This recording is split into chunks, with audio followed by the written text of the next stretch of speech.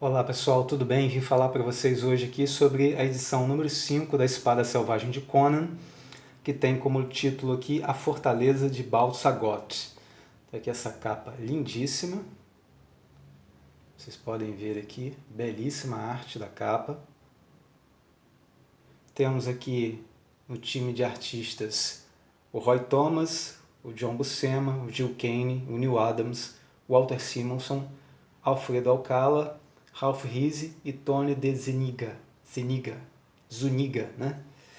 Enfim, belíssima capa, como vocês estão vendo, edição 5, lombada, contracapa, reúne as histórias da Espada Selvagem de Conan de 7 a 8 e de 12 a 14. Houve um salto aqui, né? Pulou a 9, a 10 e a 11. Não sei como é que isso vai ser resolvido aí depois, mas temos aqui, ó, 7 e 8 e depois de 12 a 14, ok? Vamos dar uma olhada no quadrinho por dentro. Vamos lá. Aqui a edição, né, com aquele colar, né, que o Conan usa. Bela arte aqui dentro também, nas primeiras páginas. Temos aqui, ó, o índice, né? As histórias são de 1976, né? As 3 histórias de 76. E os contos aqui, né? As crônicas, são de 75, ok? As 3 histórias são o Espectro do Castelo Rubro, a Fortaleza de Bal Sagoth e as Sombras em Zambola. As outras são crônicas, né, envolvendo Conan aqui e a Era Iboriana, que são de 1975. Tem até uma aqui, Os Reinos Iborianos, que é de 76. Ok? Essa crônica que vai começar aqui, e as crônicas da espada já vinham sendo publicadas nas edições anteriores, são crônicas do Lin Carter.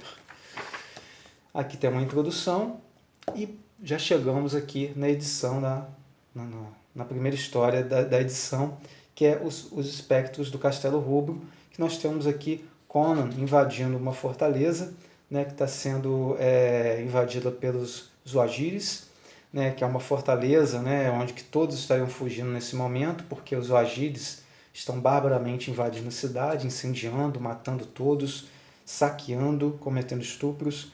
E Conan então entra nessa cidade, fica observando as cenas ali de violência e se aproveita, né, de algumas situações para roubar também. Como ele vê aqui esse homem sendo assassinado, tendo seus anéis roubados, então Conan vai e mata o assassino, o ladrão, e rouba aqueles anéis para ele. Em determinado momento a gente vê aqui que um comerciante tem uma serva chamada Zuleika, né, onde que ele usa essa serva para protegê-lo de um Zuagiri, de um desses saqueador, que invade o seu estabelecimento, a sua casa, mas ele acaba sendo morto, ficando só Zuleika e o saqueador sozinhos. Ele então diz aqui, né, que antes de estripá-la, ele vai possuí-la, né, vai ter muito prazer com ela. Mas aí entra na história Conan, que, como nós já sabemos, tem um código de conduta, né, de não aceitar violência contra a mulher, principalmente se essa violência for sexual. E ele então entra em luta corporal com esse Zoagiri, contra esse saqueador, e esmaga a cabeça dele com um soco. Ele acaba raptando, né, a Zuleika, a moça aqui, acaba enfrentando alguns outros saqueadores antes de sair da cidade. Eles saem da cidade juntos, Conan com ela nos braços, em cima de um cavalo, e a cidade fica, a fortaleza fica para trás, cheia de violência e incendiada, né? Eles então cavalgam por alguns dias e chegam até o Castelo Rubro, né, que nesse castelo ele tem um amigo que já apareceu em outras histórias, foi na edição 2 dessa coleção mesmo, que é o Malton, né? Ele aparece em uma dessas histórias da edição 2, e ele então conta que ele ficou sendo o líder, o soberano desse Castelo Rubro, e conta, né, que ali houve uma história de muita violência no passado, por conta de uma invasão onde o monarca desse castelo, né, o senhor desse castelo, ele foi assassinado, e junto com ele 100 prisioneiros, 100 dos seus homens foram assassinados, o que gerou uma maldição, né, por conta desse assassinato todo. E quem teria cometido esse assassinato seria o Mordek, que é esse sujeito aqui, né, que estaria a comando de Kyeorunshan, né? Kyeorunshan, ou Kyeorunshan. Kyeorunshan. São nomes muito difíceis, pessoal, de falar.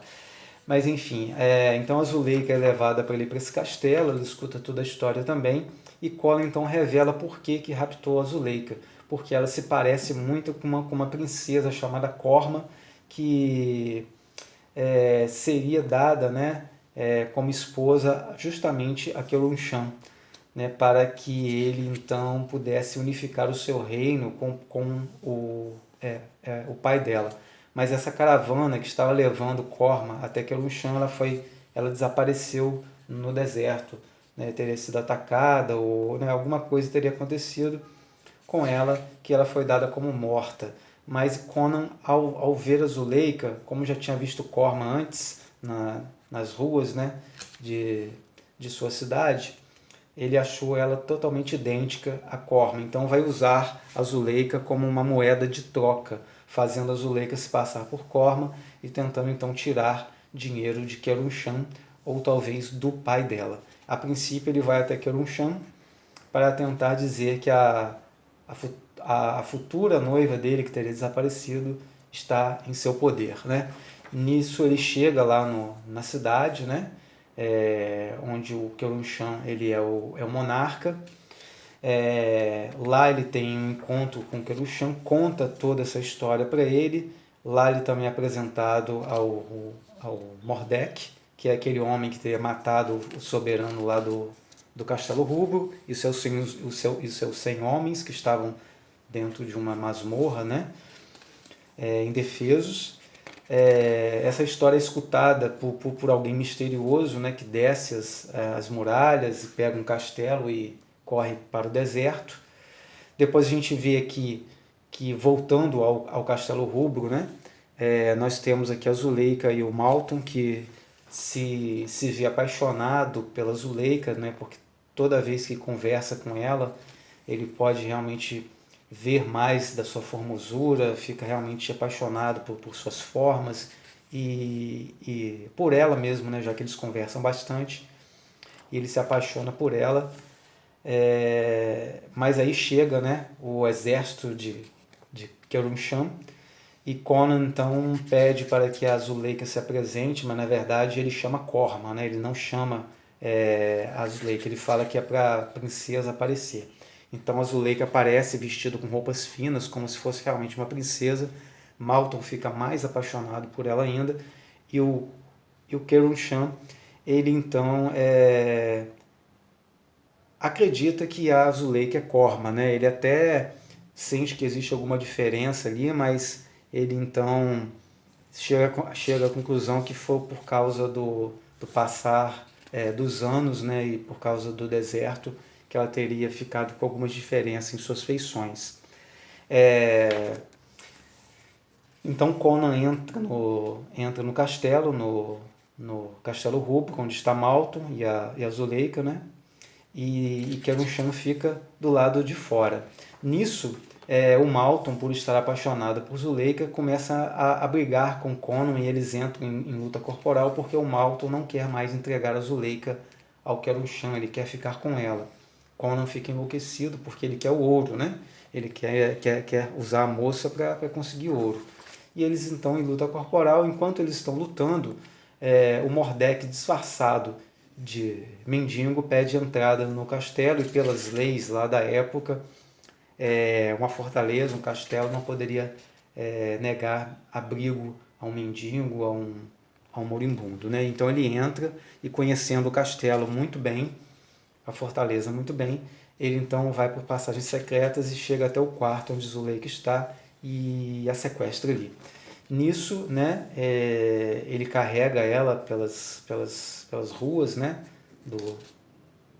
pelas passagens do Castelo Rubro, e abre um dos portões para que o exército de Kyeorunshan entre no castelo. Então, nesse ponto, a briga de Malton e Conan é interrompida, porque eles então ficam sabendo que Zuleika foi sequestrada e que o castelo está sendo invadido pelas tropas de Kheranshan. Conan avista Zuleika nos braços de Mordek, persegue os dois, né, por entre as passagens secretas que só o Mordek sabe, e eles então acabam chegando a um recinto que seria exatamente a masmorra onde estariam aqueles 100 homens que foram assassinados pelo próprio Mordek, né? Então Conan começa a lutar com o Mordek, dá um corte nele e o sangue de Mordek caindo sobre um desses esqueletos faz com que esse esqueleto ganhe vida. E esse esqueleto então se levanta e assassina, mata o Mordek. Corta sua cabeça, respinga sangue nos outros esqueletos, nos outros 99, fazendo com que todos eles também ganhem vida, né, fiquem animados, e eles então formam um exército que vai enfrentar as tropas de Kheranshan. E só depois de vencer as tropas de Kheranshan é que esses esqueletos voltam a ficar inanimados, ou seja, a profecia, a maldição, ela se cumpre, né? E ela só cessa depois que o próprio Kheranshan é assassinado, né? Mordek já tinha assassinado, as tropas mortas, restando por último o Kheranshan, que foi assassinado por uma das caveiras. Então a maldição, a profecia, a maldição ela é cumprida e os esqueletos voltam a ficar inanimados. Nisso, quando Malton e Conan pensam que está tudo acabado, chega o pai de Corman, né, com um outro grande exército. Então eles ficam sem saber muito bem o que fazer, mas a Zuleika, né, tomada por um espírito ali, né, de muita força, ela se apresenta ao pai de Corman como se fosse a própria Corman, né? E ele, a princípio, ele estranha um pouco, mas ele acha que foram os 3 longos anos que mudaram um pouco as faces dela, o jeito dela, e acredita que ela seja realmente sua filha. E no final aqui, a Zuleika, né, agora Corman, né, a assumida Corman aqui, diz que se apaixonou por Malton também, que quer se casar com ele, e com isso, com esse casamento, eles teriam também a aliança do Castelo Rubro, que é uma fortaleza, que é uma fortificação importante dentro das terras ali onde eles estão, né? Conan então é convidado a ficar no Castelo Rubro e ser, né, como um dos generais ali, mas o Conan não aceita isso. Ele fala que como bárbaro ele não consegue aguentar uma vida monótona, né, e sem aventuras e sem lutas. E ele então diz que depois do casamento ele vai partir para Zambola. E assim termina a primeira história, que temos aqui nos roteiros o Roy Thomas, na arte o John Buscema e na arte final o Alfredo Alcala. Ok? História bem interessante, bem legal mesmo, com algumas reviravoltas, muito bem desenhadas, né? Como vocês viram aí, realmente a arte do John Buscema é incrível. A próxima história aqui é uma história que inclusive está no ônibus do Conan, né? Essa história aqui está lá. É colorida, na verdade, lá, mas aqui ela está em preto e branco, que é a Fortaleza de Baalto Sagoth, que é a história título aqui da capa, né? Fortaleza de Baalto Sagoth, que começa com Conan aqui, dentro de um navio argo-oceânico. E, antes que eu me esqueça, a história é de Roy Thomas, a arte é de Jill Kane, Ralph Reese e Dan Adkins, ok? Então Conan está dentro desse navio argo-oceânico, lutando ali dentro, e quando recebe uma pancada pelas costas de um Vanir, né? Um Vanir seria um desses povos nórdicos hoje, né? Então, quando ele acorda, ele reconhece o Vanir que lhe deu a pancada, chamando ele de Fafnir, né? E os dois ficam em discussão ali, até que em determinado momento esse navio argo-oceânico ele começa a naufragar. Conan está amarrado a um mastro, mas o Fafnir acaba cortando as cordas e não permitindo que ele fique amarrado ali enquanto o navio vai afundar, salvando de certa forma a vida de Conan, que logo em seguida também acaba salvando a vida dele de um tubarão que estava prestes a devorá-lo. Quando eles chegam na praia, os dois acabam lutando porque Conan quer vingar os seus ancestrais que foram por muito tempo massacrados pelos povos Vanires, né? Pelos povos nórdicos ali. Para a gente seriam os povos nórdicos, para eles aqui nessa época seriam os Vanires. Então Conan e Fafnir entram em luta corporal quando aparece uma moça correndo na praia de um lagarto gigantesco. Os dois então enfrentam esse lagarto e os dois em conjunto matam esse lagarto aí, que depois a gente vai saber que é o último de sua espécie, que era considerado um deus lagarto, né, o último de sua espécie. A moça então se apresenta como sendo também uma descendente dos Vanires também, que teria chegado ali também nessa ilha. Eles estão numa ilha, também num navio argo-oceânico com seu pai, que também naufragou, e ela foi parar ali sozinha e foi encontrada pelo povo nativo ali.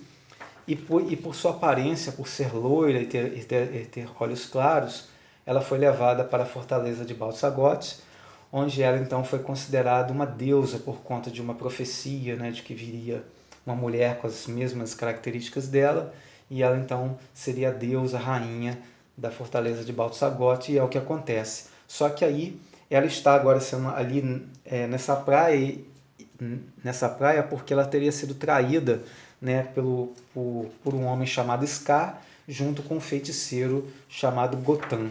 Né? Ela então conta a história dessa traição, onde ela foi colocada ali nessa outra parte da ilha para ser devorada por aquele lagarto. Mas então, por conta de Conan e Fafnir chegar ali, ela conta também que existe uma outra profecia de que dois homens viriam do mar, salvariam, né, a fortaleza de Baltsagoth. Então eles adentram dentro dessa fortaleza novamente, confrontam Gotan e Scar, que agora se declara o novo rei de Baltsagoth. Né? Conan se apresenta para lutar por ela, enfrenta um ser aqui que está sendo controlado, né? Que é uma armadura que está sendo controlada pelo feiticeiro Gotan, que Conan só consegue derrotar por conta da esperteza da moça, né? Que percebe toda a artimanha desse feiticeiro e de forma muito esperta acaba ajudando Conan a derrotar essa armadura enfeitiçada. Né? E ela então volta a ser a deusa e a rainha de Baltsagoth, novamente. Com isso, ela nomeia Fafnir e Conan como seus guarda-costas pessoais, vai dormir, né? Conta a história aqui toda, né? De como foi essas profecias dela, a profecia dos dois. Conta também que existe uma profecia com relação à própria fortaleza de Baltsagoth ser destruída por um grande tremor de terra e tal. E então ela vai dormir deixando Conan e Fafnir na sua porta, né? Sendo que de repente eles começam a ter um sono muito profundo, seus olhos começam a pesar, e quando Conan está quase pegando no sono, ele é atacado por essa criatura de pedra aqui, mas consegue vencê-la sozinho porque Fafnir não acorda. Quando eles realmente recobram bem a sua consciência, eles percebem que eles foram enfeitiçados. Né? Nisso eles escutam um grito onde a moça, né, a rainha, a deusa de Baltsagoth, está sendo sequestrada por essa criatura aqui, que é meio um símil, parece um morcego, ao mesmo tempo parece um macaco, enfim, essa criatura. E Fafnir então enfrenta a criatura e Conan pega a moça, né, e a coloca em proteção. Quando Conan vai ajudar Fafnir, a mulher não aceita, a mulher quer que Conan fique com ele e quer fazer dele seu rei. Mas ele fala que ele não vai abandonar um amigo. No começo ele estava querendo se matar e agora Conan quer salvar a vida dele, né, dizendo que ele é seu amigo. A mulher fica extremamente revoltada, né, e dá ordem aos seus homens para que matem Conan e Fafnir. Ou seja, aqueles que salvaram a vida dela, aqueles que ela considerou seus guarda-costas pessoais, agora ela quer que os seus homens matem os dois, simplesmente pelo capricho de que Conan não quis ceder aos desejos dela, de ficar ao lado dela e deixar Fafnir sozinho enfrentando a criatura. Conan então chega, né, até o confronto que está acontecendo, ajuda Fafnir com o monstro. Nesse momento, né, a rainha e a deusa chega, né, com seus homens, dando ordem para matar os dois, mas é nesse momento que acontece um grande terremoto, né, a terra treme, as paredes começam a ruir e essas ruínas caem em cima da deusa rainha de Balt-Sagoth e ela acaba morrendo esmagada. Nisso, Conan tem que enfrentar Scar, né, que está ali justamente para matá-lo porque ele defendeu a moça que era a rainha e deusa de Balt-Sagoth, né? Então eles lutam, né? E Conan acaba vencendo essa luta, obviamente. Os dois têm que fugir rapidamente dessa fortaleza, com luta, né? Na verdade, eles não conseguem fugir, simplesmente correr, eles acabam tendo que enfrentar alguns homens ali. E eles fogem dessa fortaleza correndo, e quando eles olham para trás, eles percebem que na verdade Balt-Sagoth teria sido construída, essa fortaleza, em cima de um vulcão. E o vulcão, como entrou em erupção, acaba destruindo completamente a fortaleza de Balt-Sagoth. Então todas as profecias elas acabaram se cumprindo aqui, não é? Então os dois conseguem fazer uma balsa e quando chegam em alto mar são resgatados por um outro navio, né, que dentro desse navio nós vamos ter a primeira vez que Conan conhece Yezdjerd, que é o príncipe de Turan, que mais tarde, e como nós já vimos antes, né, ele foi citado várias vezes, é o rei de Turan, Yezdjerd. Ele vai aparecer em muitas outras histórias para frente, já apareceu em histórias para o final, mas esse aqui é o momento do primeiro encontro dos dois, ok? E assim a história acaba com os dois seguindo no navio de Yezdjerd, rumo aqui a uma outra situação, mas como não tem como eu já mostrei para vocês, como não tem uma ordem cronológica, fica tudo muito assim, essa história termina e ela não tem uma continuação direta, já é uma outra situação que nós vamos encontrar na próxima história, e a próxima história é Sombras em Zamboula, né, que é a história do Roy Thomas, a arte do Neil Adams e The Trip.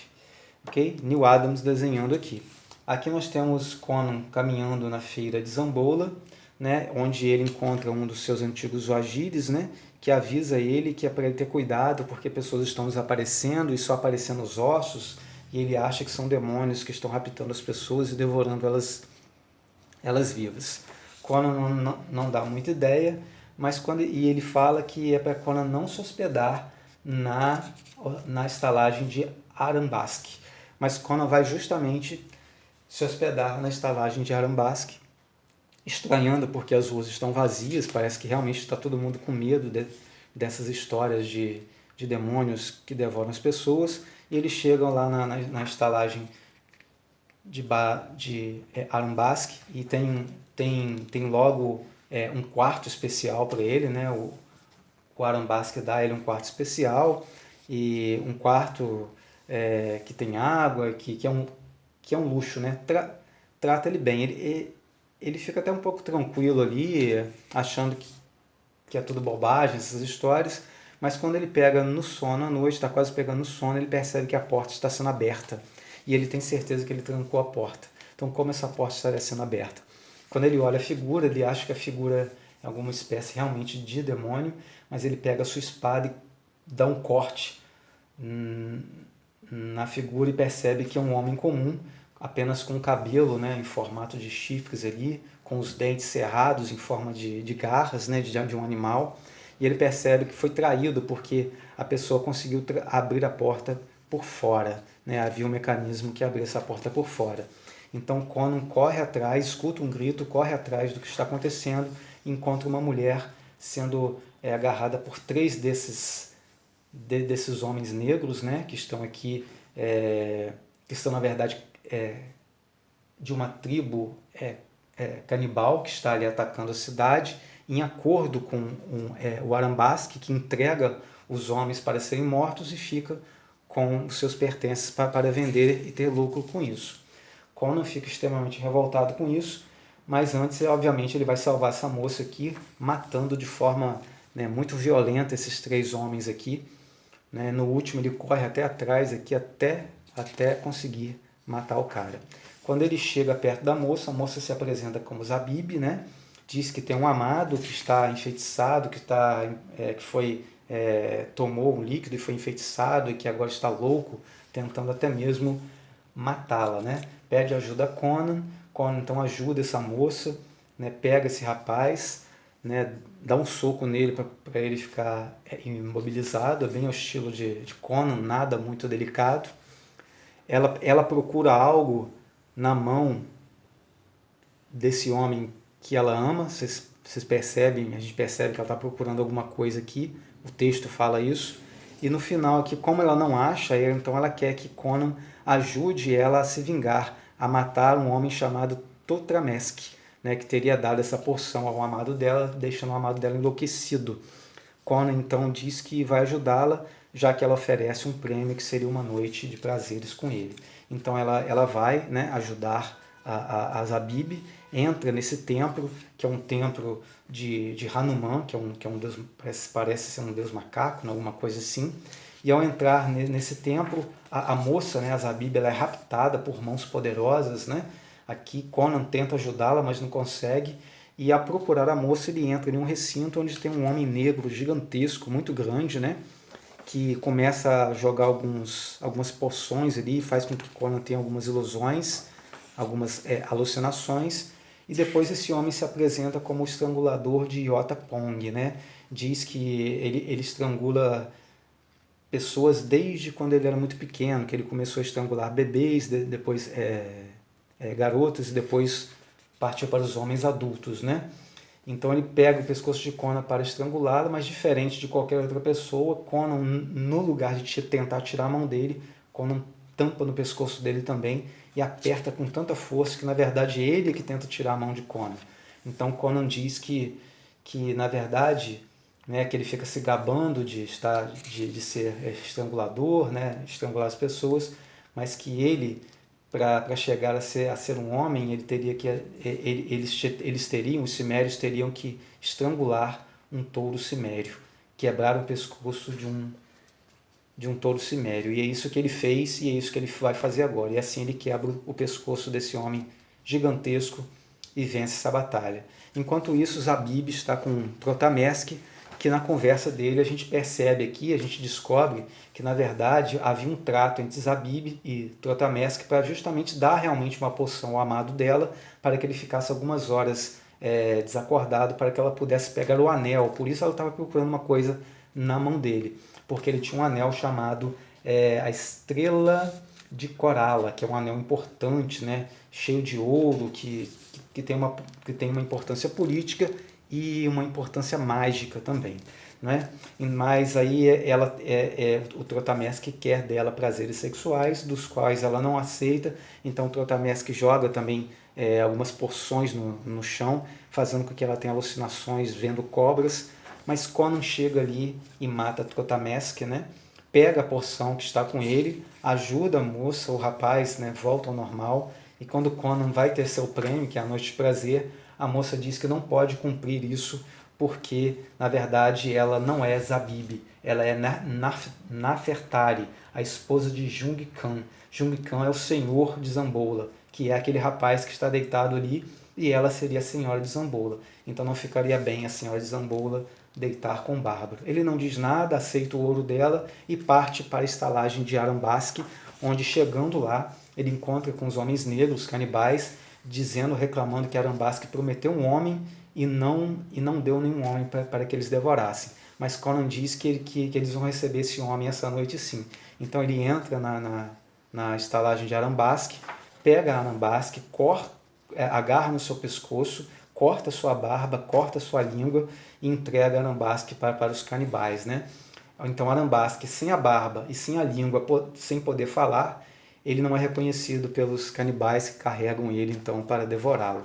E Conan então parte de Zambola, tirando das suas vestes o anel, que é a estrela de Corala, né? Ele sai então com esse anel cheio de ouro, cheio de poder, e vai trocá-lo certamente por ouro, por dinheiro. Então essa é a última história. E aqui nós temos a Era Iboriana, que, né, são uma espécie de conto aqui, contando como foi que foi criada a Era Iboriana, né? Vai falar da Atlântida, vai falar do rei Kul, né? Kul, o Conquistador, para quem conhece as histórias aí, antigas aí, nós sabemos que o rei Kul também fez parte dessa história, da Atlântida, que era a época dele. Então nós vemos aqui a formação dos continentes, a formação desses povos, os cataclismas que aconteceram e a formação de todos esses povos aqui que pertencem aos reinos iborianos, a formação dos Vanires, né? A formação dos Hircanianos, dos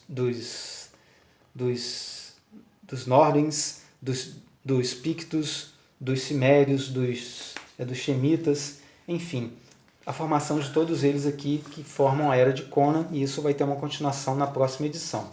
E aqui nós temos um pouco sobre Gil Kane, e aqui as Crônicas da Espada, por Lin Carter, que já havia sido publicado nas edições anteriores. E aqui nós temos a capa da edição 12, da edição 13, da edição 14, e aqui a capa da próxima edição da Espada Selvagem de Conan pela Panini, ok? Então essa foi a edição 5 da Espada Selvagem de Conan. Pessoal, obrigado por assistirem. Assistam os outros vídeos, eu tenho da edição 1, 2, 3, 4 também aqui nesse canal, ok? Um grande abraço e fiquem com Deus.